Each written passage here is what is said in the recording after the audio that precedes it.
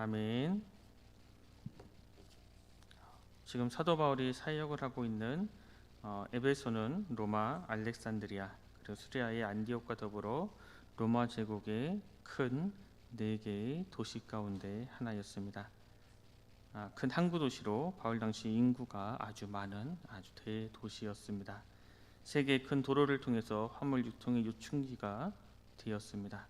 또 여러 촌락과 도시의 지역 관리들은 로마와 황제에게 새 신전을 지어 바치고 이로 인해서 경제적으로 부수입을 얻을 수 있는 특권을 얻고자 서로 도시 간에 경쟁을 벌였는데 에베소는 두 번이나 이러한 특권을 얻은 도시였습니다. 여기에는 이제 아주 커다란 에데미 신전이 있었습니다. 아주 커다란 웅장한 크기의 신전으로 고대의 7개의 불가사의 중 하나였습니다. 이 신전에는 항상 많은 사람들이 몰려들었고 또 이를 상대로 음식을 제공하고 또 숙식을 제공하는 장사꾼들이 많이 있었고 또 기념품을 파는 장사꾼들도 많이 있었습니다. 특히 순례자들의 종교적인 열심을 이용해서 여신상이나 신전 모형을 팔아왔던 은세공인들이 자신들의 이익을 대표하는 조합을 형성해 아주 사회적으로 큰 영향력을 끼치고 있었습니다. 바울은 그러한 아주 혼란한 이 사회 속에 세례를 주고 하나님 나라에 대해서 강론하며 복음을 전파했습니다.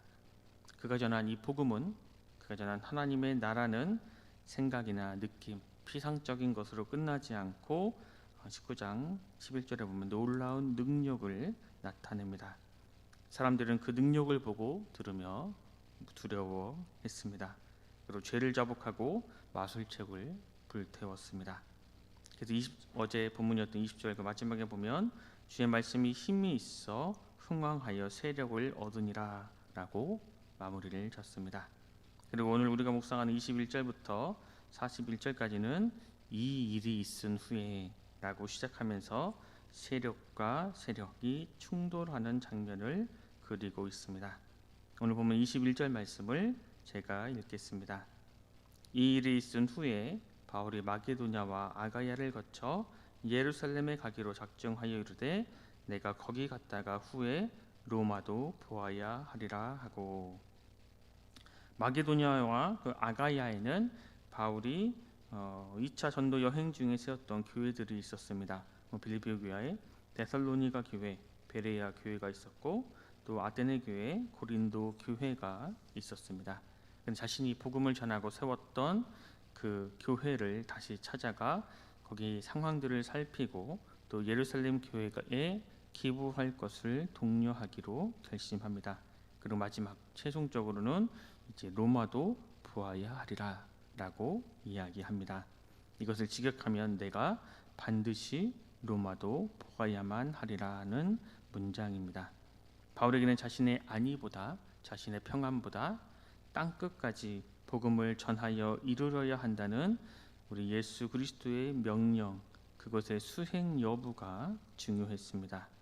21절의 헬라 원문에는 우리 본문에는 한국 성경에는 잘 나와 있지 않지만 헬라 원문에는 성령 안에서라는 의미의 구절이 함께 있습니다.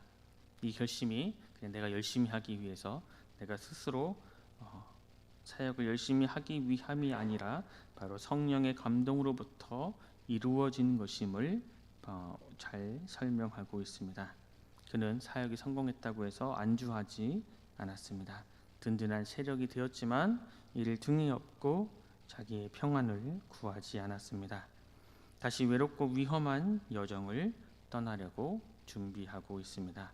22절 말씀에 보면 자기를 돕는 사람 중에서 디모데와 에라스도 두 사람을 마게도냐로 보내고 자기는 아시아에 얼마 동안 더 있으니라 말씀하고 있습니다. 그는 새로운 도전을 위해서 선발대로 디모데를 보내고 또 에라스도를 마게도냐로 보냅니다. 디모데는 2차 선도 여행 중에서 바울과 함께 여정을 다녔고 에라스도는 그 고린도 재무관, 성경에는 청지기라고 나옵니다.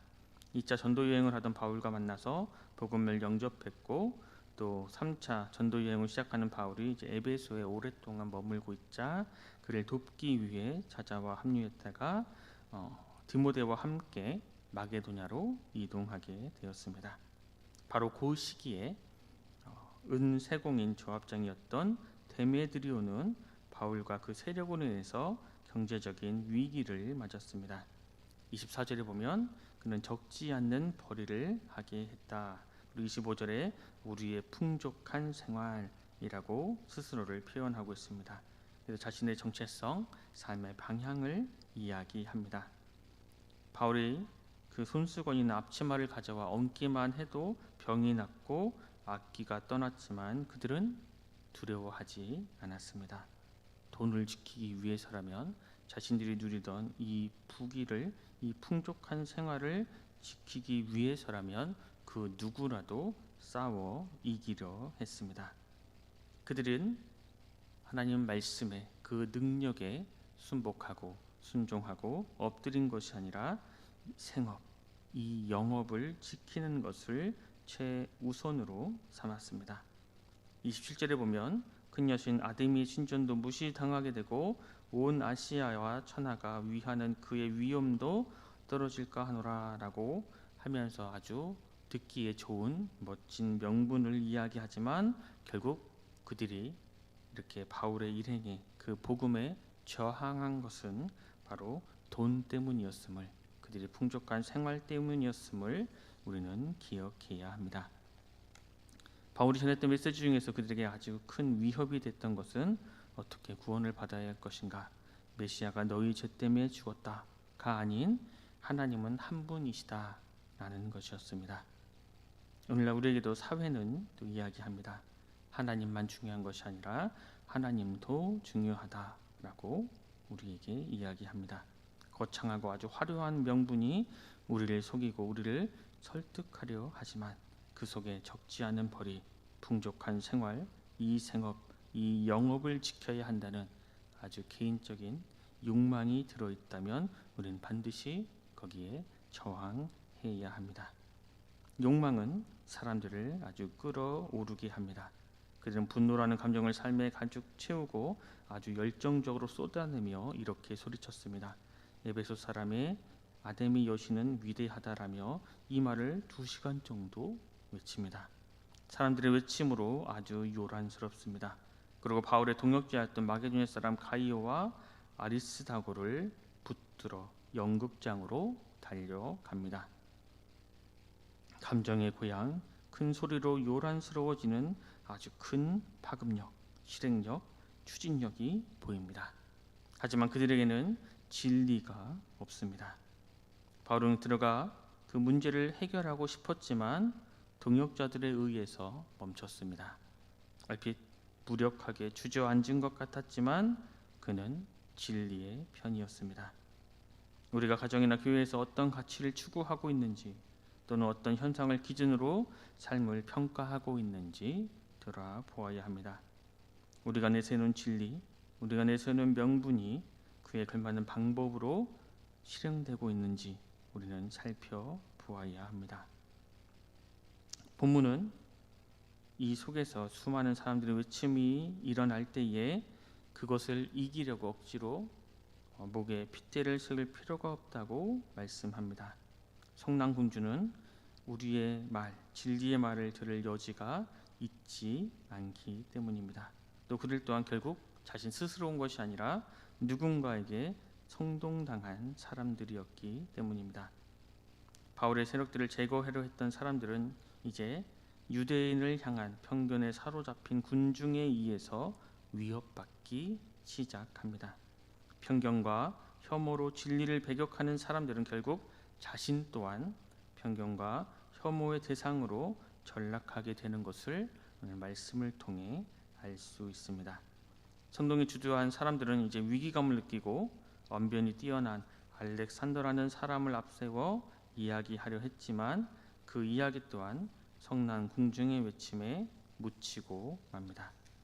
이제 총독을 보좌하여 법령을 위반하고 각종 기금을 관리하며 대소 집회를 관장하는 행정관이었던 서기관이 나와 이제 무리를 진정시킵니다. 많은 무장 군인들의 호의를 받으며 들려가 이제 신전지기의 자부심에 맞게 행동하라라고 이야기하면서 상황을 객관적으로 볼 것을 요청합니다. 가이오와 아리다스고는 억울하게 끌려왔습니다. 만약 죄가 있다면 정식 절차를 거쳐 적법하게 처리해야 한다 이야기합니다. 정당성이 없는 모임은 아무리 뜨겁다 해도 불법 집회일 뿐입니다. 결국 그렇게 열정적이었던 그 무리들은 흩어지고 맙니다. 반면 교회는 여전히 여정을 이어갑니다. 우리도 교회입니다.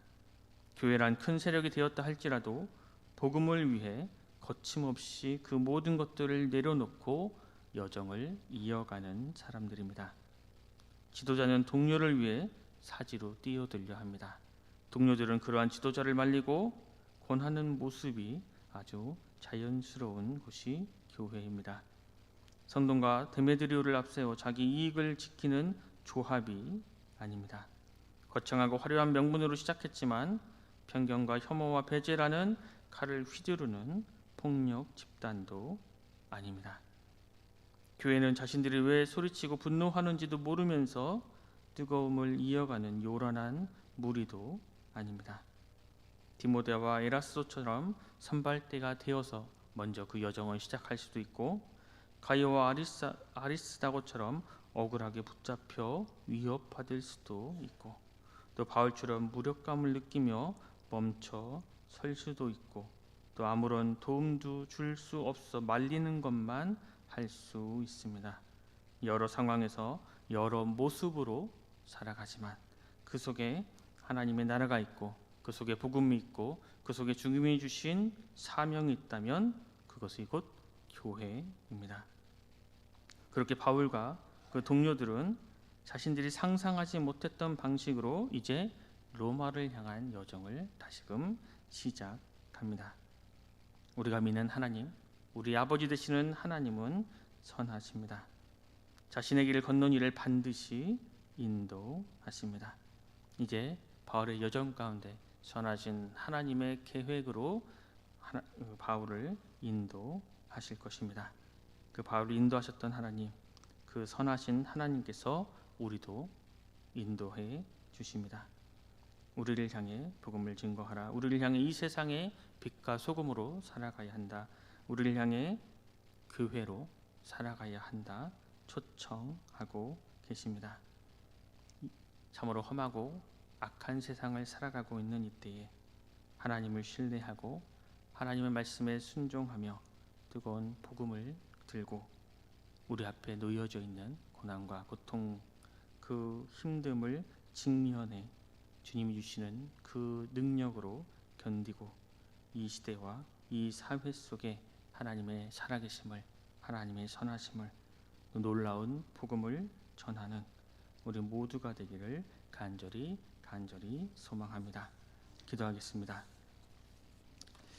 하나님, 오늘도 우리에게 새로운 한 날을 주시고 주님의 말씀을 듣고 묵상하며 하루를 시작하게 하시니 감사합니다.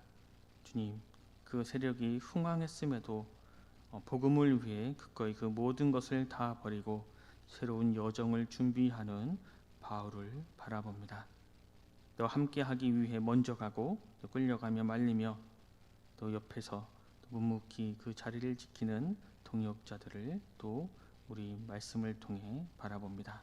주님, 우리가 우리 앞에 놓여져 있는 힘듦과 어려움, 그런 것들 때문에 넘어지거나 좌절하지 않게 하여 주시고, 선하신 하나님, 언제나 우리를 인도해 주시는 그 하나님을 기대하고 소망하며 그 말씀에 순종하며 그 너머에 계시는 하나님을 바라보고 그런 것들을 이겨내며 나아가는 믿음의 백성들 되게 하여 주시옵소서.